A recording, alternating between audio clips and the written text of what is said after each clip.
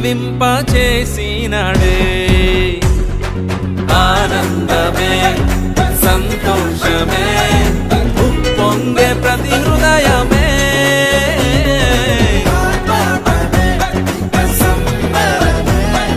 లోకాన పరవశమే